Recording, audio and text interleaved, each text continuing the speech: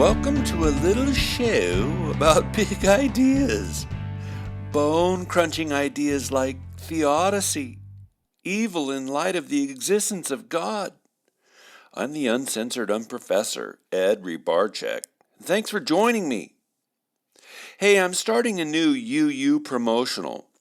For all new frankincense monthly donors, $20 per month or more, you will get a UU coaster and mousepad mailed to you.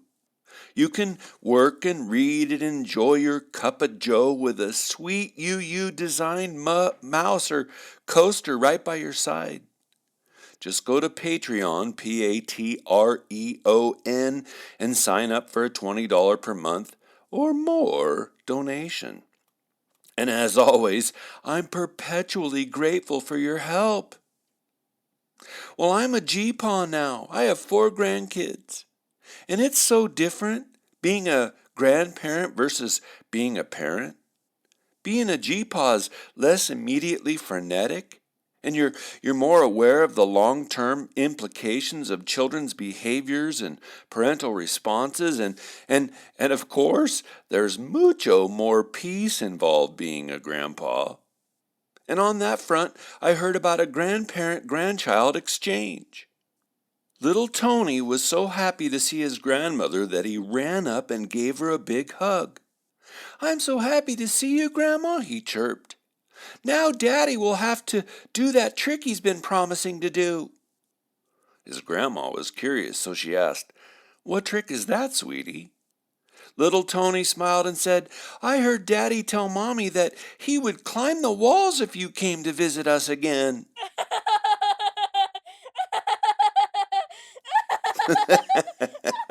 Folks, be careful what you say around little ones. They don't yet have the boundaries that make life more, peaceful. And thank you for that one, Mikey's Funnies. Twice a year or so I give blood. Yes, I do enjoy helping people. But partly it's because blood donors blessed me when, at 16 years old, my life was saved in a hospital following a massive automobile wreck. I got some 5 pints of blood that night. But partly I give blood because I have thicker red blood. It runs just at the high end of normal, and that over time that increases potential for a stroke and weight gain. "Really, E-Ribby? Really?" "No." "Stroke?" "Yes, but my doc wants me to thin it out by giving blood. Anyway, sheesh, you know you're getting old when you think other people are interested in your medical issues."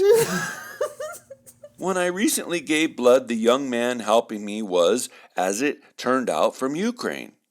I had asked him what that accent was that I was hearing. Then, when I told him I'd been to Ukraine twice and that my academic specialty was Eastern Orthodox theology, he really lit up. From Eastern Ukraine, his wife's parents' home was seized and occupied by the Russians early on after their invasion, and he told me what that was like, and it happened 1 year and 4 months ago, and he had to move from Ukraine to the United States.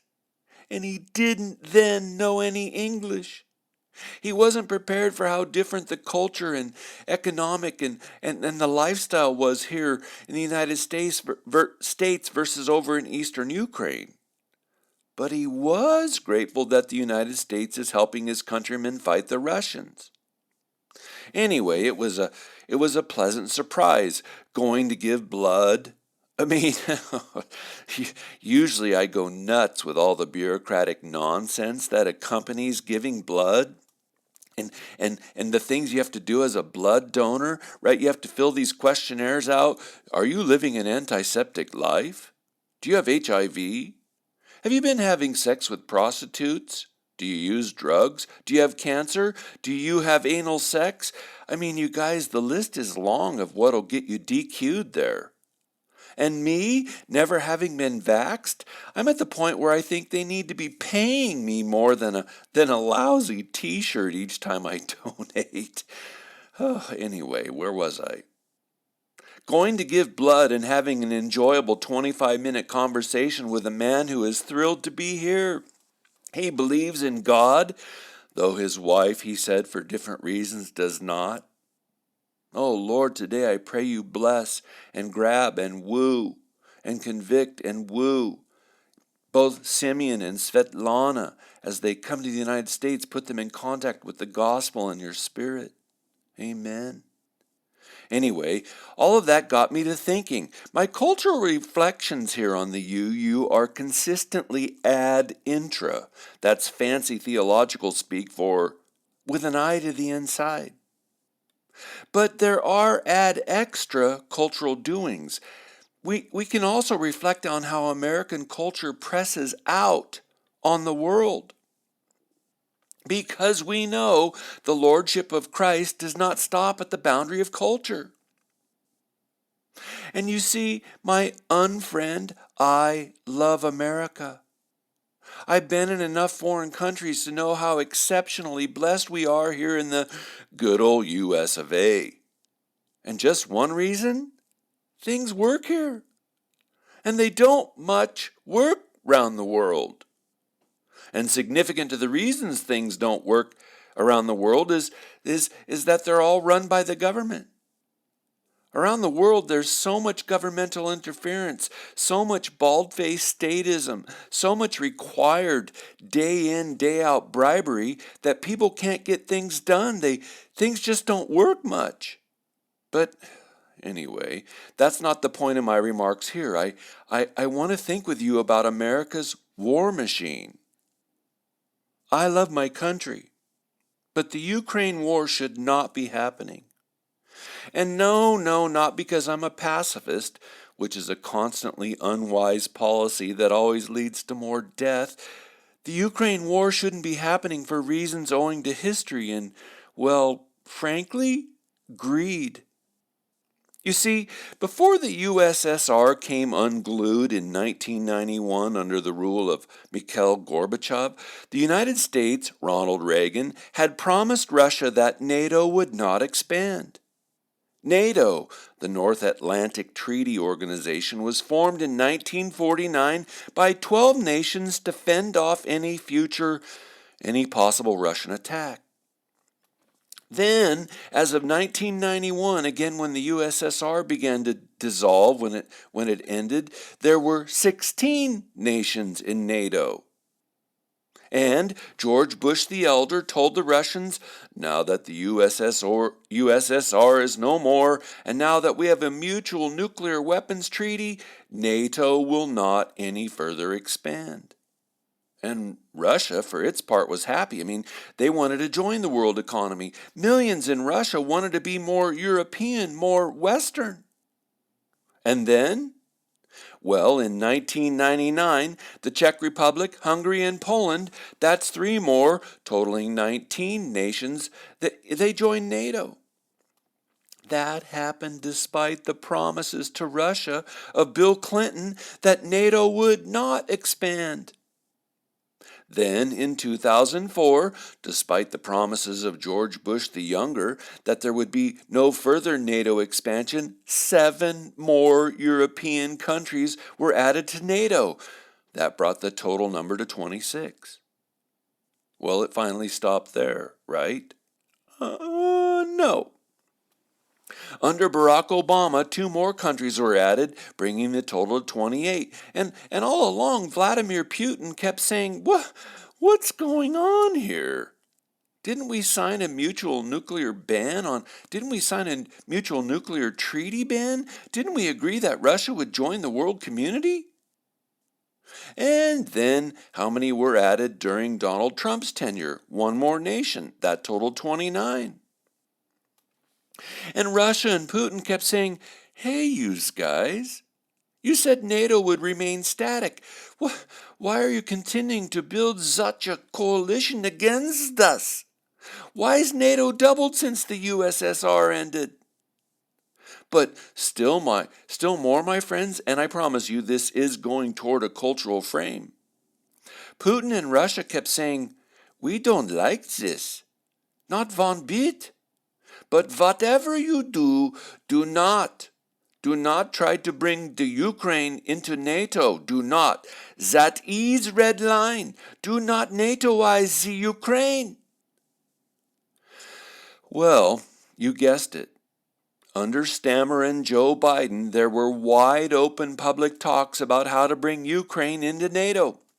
Ukraine, the final red line for Russia. And now we know Russia invaded on February 24th, 2022, like 1 month after Slotsky had been inaugurated. Well, what happened? Well, first and obviously, the Western nations, led by America, lied to Russia. They lied to him for decades on end, but more, because there's lies, and then there are motives for lies, right?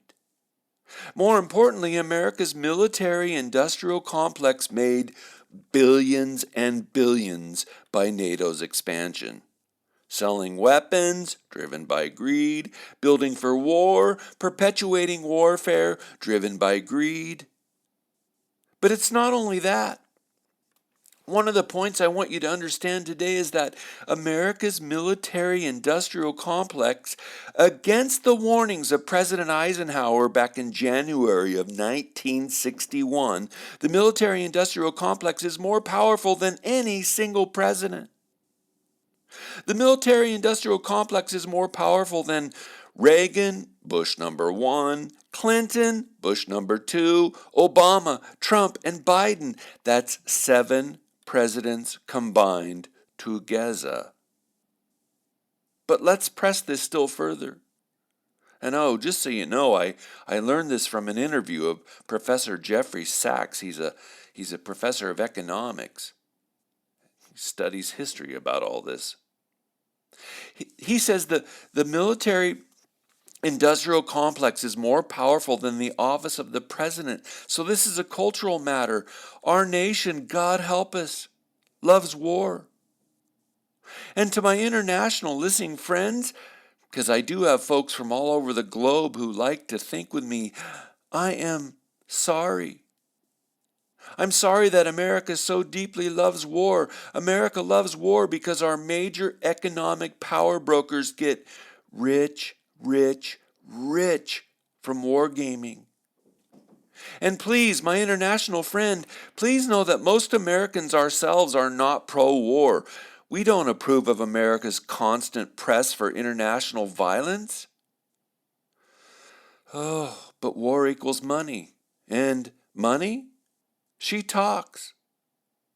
Korea, Vietnam, Persian Gulf, Bosnia and Herzegovina, Afghanistan, Iraq, Somalia, Libya. Really? Libya? Yeah, for not much good reason, Libya. ISIS in Iraq, Syria, and sorry, Ukraine. Ukraine and now Israel, war on top of war on top of war on top of war. It's so daggum ugly. Yukit. Ukraine cannot win the war. They're being drained. Their population of young men is being depleted. They can't win. They don't have an air force. They can't win. So why does Joe Biden press for a peace treaty? Why doesn't he press for a peace treaty? 3 letters. MIC.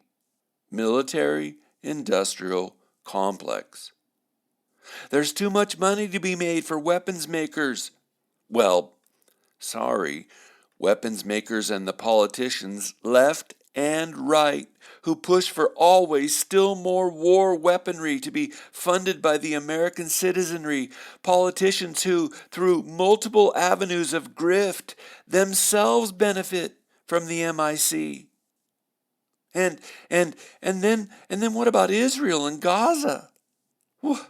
Why wouldn't Joe Biden give Israel the weaponry they needed to finally eliminate Hamas? Well, duh. That'd bring a war to an end. And the last thing the military-industrial complex wants is to end another war. No, it's better to prolong it. And frankly, sorry, But it's true, the more civilian deaths in Gaza, the better. Better for Hamas, they get sympathy. Better for sympathy for Iran, that ugly Israel-American configuration, right? More civilian deaths are better for progressive fundraising. It's better for the dazed and confused Biden administration. Wait, should we help Israel or hate them? Which one gets us more votes, help or hate? And let me put all my cards on the table. I never thought like this 5 years ago. I never thought like this across my adult life.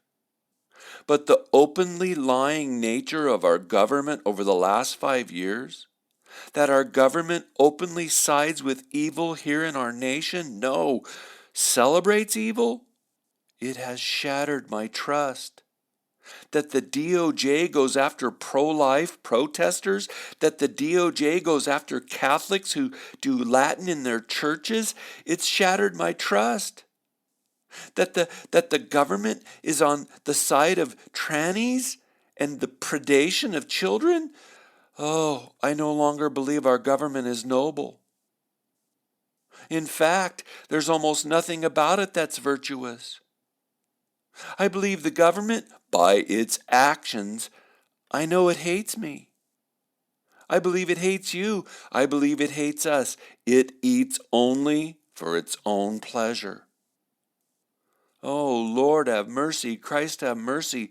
The military-industrial complex, sadly, it runs the world. Or to put it differently, it's more powerful than the office of president. The MIC is more powerful than 7 presidents. And today, my international friends, I apologize to you. I'm sorry for what American culture does to you. Jesus have mercy on us all.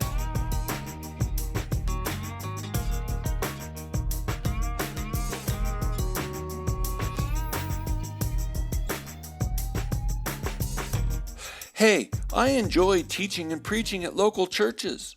I love looking folks in the eye, enjoying the presence of the Holy Spirit together, worshiping with them. I love critical thinking out loud together, working through tough, real-life questions. And along with sermons, I've held worldview workshops, how to think through our faith workshops. Would your Sunday school class benefit from a Saturday workshop? Your college group? I'd be happy to visit your local church. For booking information, contact me at uncensoredunprofessor@gmail.com. Now, probably like me, in church circles you've heard this one. Well, we don't know why that happened, but we do know that everything happens for a reason. Me, I hear it all the time. So today, I'm going to think with you about God and the problem of evil. Whoo, and it is a biggie. But we'll tackle it distinctly through the Reformed Arminian lens. And just like we've established so far, the Reformed emphasize God's sovereignty, His absolute power. They believe nothing is beyond the purview of God's control, and this includes even who is saved and who is ultimately damned. Well, whether because God doesn't visit the reprobate with grace, single predestination, or because God positively chooses some for damnation, even to His glory, with double predestination. And it's because of this doctrine, predestination in light of God's sovereignty, that we hear the aforementioned, everything happens for a reason. Now, with the Reformed, for reasons that belong to God alone, He does not love everyone equally.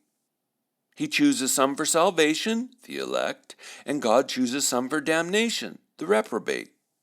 He loves the elect, but the reprobate, not so much. Romans 9, He might even hate the reprobate.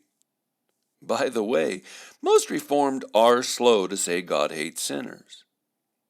And then, yes, we need to qualify, according to Reformed theology, there is common grace. The grace of God woven through life that makes for civilization, makes for peace between diverse peoples, makes for generosity and daily kindness, and that things get done between people struggling with what?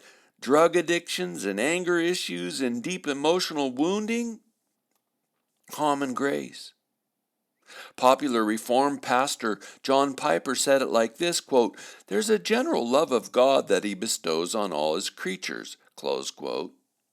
But that's not the love that God has for his elect. So yes, God loves his creation, but ultimately, God does not love all people equally. Naturally, and it's not hard to see the argument's logic here, even evil is guided or controlled or secretly willed by God. By God? Sheesh.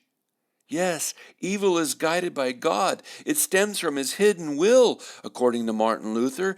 It's a matter of mystery.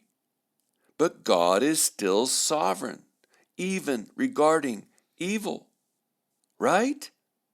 Because the Reformed assert that God, in a pre-creational decree, determined not only who would be saved and damned, but determined when and where and that the fall would happen, that Lucifer would become Satan, the prince of evil. All of that in Reformed theology is under the sovereign control of God, under his hidden will. And again, all that's true, too, with evil. Now, my listener, I don't mean to be redundant, but I do want you to see how the Reformed logic unpacks. Monergism, one energy. God's power alone. And with monergism, nothing thwarts or interferes with God's energy, God's power. And in high Calvinism, double predestinationism, in staunch Reformed theology, there's no causation that is beyond God's power. And that includes even evil.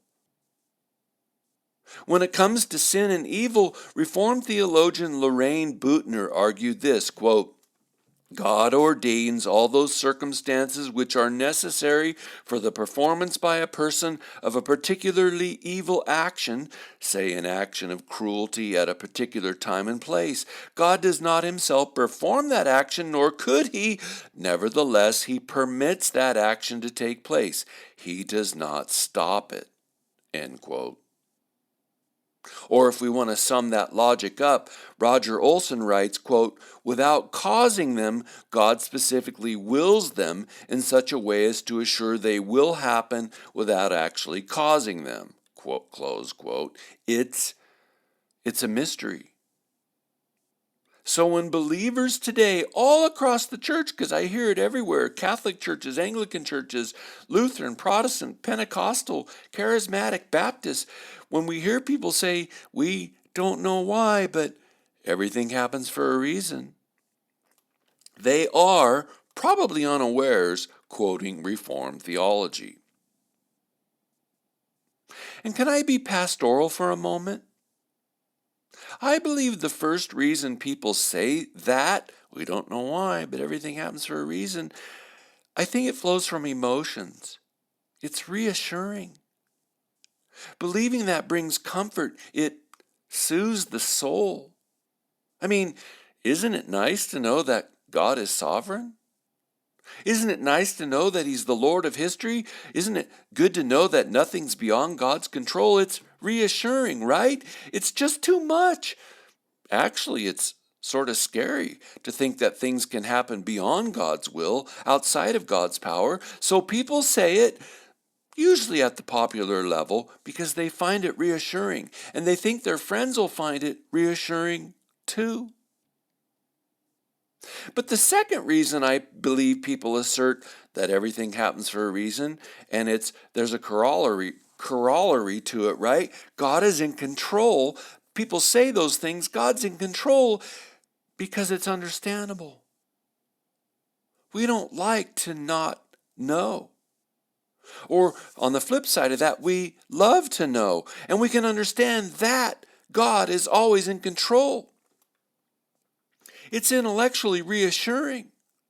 It's true we don't know why God is doing that, allowing it, permitting it, but we do know that He is, that He did, so we can get our reasoning around it, even if we don't know God's own reasons, and people love to know. But then on the flip side of that, the number one reason people who think about it, the number one reason most Christians are not reformed, God and the problem of evil. It's just too much to believe God is secretly in a hidden will with absolute power. It's just too much to believe that God is the cause of cruelty and infant mortality and deep psychological wounding and generational pain and cultural wickedness and genocide and sin. It's too much. It turns God into a moral monster. And so, me, the you, I don't. I don't find the Reformed position emotionally compelling. I don't find it intellectually compelling, and worse, I don't find it biblically compelling. Now, to make the case that God is not only not the cause of evil, but that evil happens outside of His will, I could cite individual Bible verses. Psalm 5:4. You are not a God who delights in wickedness. Evil will not sojourn with you. Psalm 97:10. The Lord loves those who hate evil. Proverbs 8:13. The fear of the Lord is hatred of evil. Pride and arrogance and the way of evil and perverted speech I hate. Isaiah 5:20 and 27. Oh, you who call evil good and good evil, who put darkness for light and light for darkness, you will be devoured like the fire devours the stubble. Matthew 5:37. Here's Jesus. Let your word be yes, yes, or no, no. Anything more than this comes from the evil one. Don't get to have it both ways. Neither does God. John 1 verse 5, the light shines in the darkness, and the darkness did not overcome it. James 1:13, no one when tempted should say, I'm being tempted by God. For God cannot be tempted by evil, and He Himself tempts no one. Or about the city of resurrection, here's Revelation 21:27. But nothing unclean will enter it, nor anyone who practices abomination or falsehood. Lots and lots and lots of verses. Still many much more verses that echo the same thing. But you guys, it's not so much a pastiche of Bible verses that convinces me. No. The entire sweep of the Bible shows that not only that God is holy, but that God is in a war with evil, death, sin, and the evil one and the evil one's army. For His part, God is holy. He's true. He's characterized by perfect integrity. His yes is always yes. His no is always no. Perfect integrity. He's morally pure. He's single in His essence. He's transcendent. The archangels and the mysterious creatures around the heavenly throne perpetually cry out, holy, holy, holy. Why? Because that's the nature of God. That's the quality that most immediately hits people, that most immediately impacts beings and angels when they encounter the one who holds the key to the book of life, holiness. And so, all of that to say, I agree with the Arminians. God is sovereign over His sovereignty. But me, I major league ground that differently. I use Trinitarian relationship versus the power and decree of God with Arminianism. So let me build this out. Will you think with me? Let's build this out, shan't we? God is creator. He's majestic. He's beautiful. He's love, splendor, radiance, goodness. He's hallowed. Life, creativity, joy, peace, shalom, or gulp better.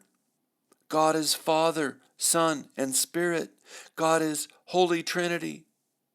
That's personhood on top of personhood. Personhood spilling out for the sake of personhood. God is Trinity. And so, if that's true, God makes space. And yes, again, I agree far more with the Arminians here, though honestly, I've been soaking in Trinitarian theology for 30 years. I'm far more informed by Eastern Orthodoxy and a kind of von Balthasarian love. All of that shapes me more about who God is than an Arminian scholastic medieval framing. And in all of that Trinitarian framing, God limits God's self. As Father, Son, and Spirit, God makes space. Even when it comes to God vis-a-vis God. The Father makes space for the Son to be the Son. The Father doesn't insist the Son become the Father. The Son makes space for the Holy Spirit to be Spirit. The Son doesn't insist the Spirit be Son. And so on around the relationships of the Blessed Trinity. They make space for one another. Or even better, they delight in the other being other. Why? Love. Love requires distance. Love requires boundaries. Love requires respect. Love requires space. Love. And oh, you guys, this is starting to get into the very heart of Christianity. Love limits itself. So I want to say yes, oh yes, Dr. Hermanzoon, yes, Arminius, God is sovereign over his sovereignty. That's nicely put. God's sovereign over his sovereignty, but this is a matter deeper still. God is love. Holiness ultimately spills out as love. But love is impossible when love is coerced. Impossible. Frankly, it breaks the very nature of love to force it upon another person. And man, right up until 15 years ago, the entire world knew that. We always knew that it was a disease, an illness to force love upon another person, to force that upon a child. No, love allows the other to be other. And so, out of love, what did God do at creation? God determined for persons, also known as willing agents, also known as human beings, also known as beings saturated in imago Dei, God determined for them to exist as persons. And persons exercise agency. And agency, oh, is your seatbelt fastened? Agency is risky. Granting other persons agency, that's a bit terrifying. Why? They might exercise their free agency in free ways. They might use their agency in ways that you yourself weren't anticipating, right? If you're a parent and you have kids and you begin to give your kids some freedom, it's a little bit terrifying. What are they going to do with these new possibilities? But granting others the ability to exist as agents, when God did that at creation, he knew it's the only possible way for there to be true, Trinitarian, godly, Jesus Christian love. And all that involves mutuality and respect. Love involves respecting boundaries. Treasuring. Love treasures not only the other person, but love treasures their ability to act and exercise agency and to be. Oh, to be. God wanted us to be. So what am I saying here?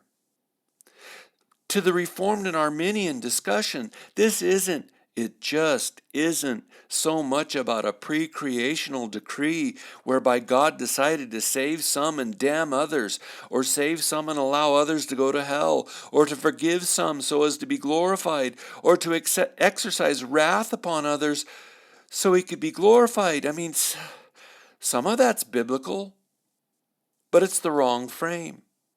It's not deep enough. It's not God enough. It's not enough creationally. It's not enough imago Dei. It's not enough Jesus the Christ, which means in the end it's not enough Trinitarian. You guys, the sine qua non of all reality, class, please say sine qua non. Sine qua non, teacher. The sine qua non of all reality, that which without there is no other, is God. It's not first God's decree, it's not even God's absolute power. No. That which without there is no other is Father, Son, Spirit, Trinity, divine relationship. God's very being. That's the ground of reality. That's the ultimate biblical framing.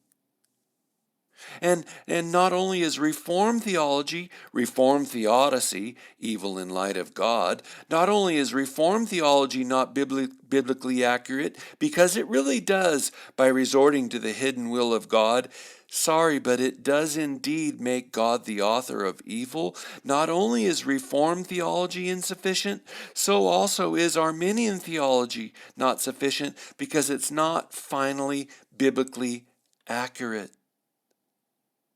This is not primarily, it never was first, about pre-creational decrees. That does show up eventually toward the end in the biblical witness, but this is not primarily, never was first, about God glorifying himself. Did he just say that out loud?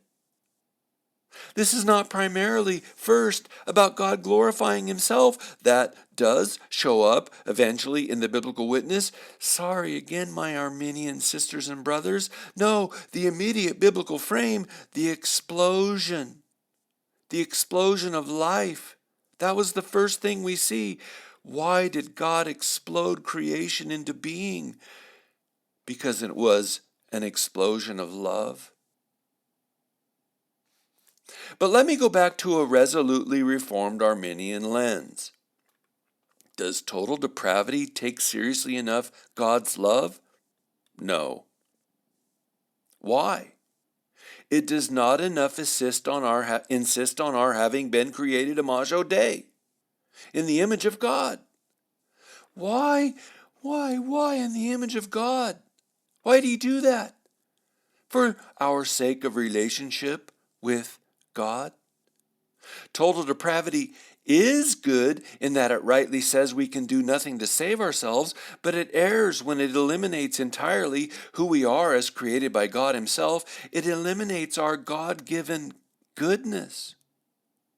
Does unconditional election take seriously enough God's love? Not one whit. God does love the whole world. God hates nothing that he created, from that beautiful Ash Wednesday prayer.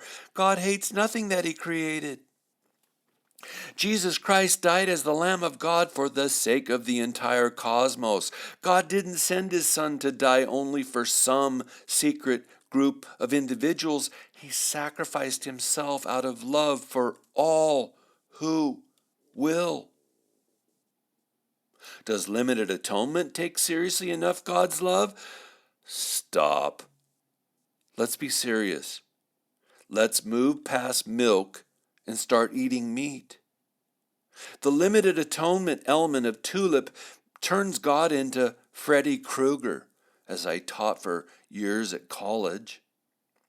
Freddy Krueger, yeah, the horror monster character, horror movie character who both feigns love, right? God feigns his love for the non-elect, but God secretly delights in and will be glorified by their eternal damnation. And finally, for today, because we will move through still more assessment of both the Reformed and the Arminians, you guys, God is not a moral monster. God is not incoherent. He does not will, love, and obedience and relational respect in his revealed will. He doesn't command all that, but then that he commands or wills sin, evil, cruelty, society-wide abortion on demand, and genocide out of his hidden will, all of that makes God incoherent. And so, I hope you're listening. Everything doesn't happen for a reason. Not if by that we mean God is either causing or willing sin and evil and cruelty. None of that is biblical. But yes, everything happens for a reason. If by that we mean there's contingency in the cosmos. Contingency. Everything happens for a reason if, woven into the very fabric of cosmic life, both free-willing, free-acting agents, persons, get to live and move and have their being as beings. Yeah, everything happens for a reason, even if the reason cannot be ascertained in the here and now. Why? Because God has created space and boundaries and respect for being and agency and respect for his creation. And why did God do all of that? Because God is love. Oh, folks, whoo! We're not done pressing in these directions. We're not at all done plowing through ultimate reality. God vis-a-vis creation, God vis-a-vis human persons. We will come back to this in a later episode I'm going to give you on contingency. But for now, thank you so much for thinking so resolutely theological with me. Until next week, please go and turn your Trinitarian loving hearts on.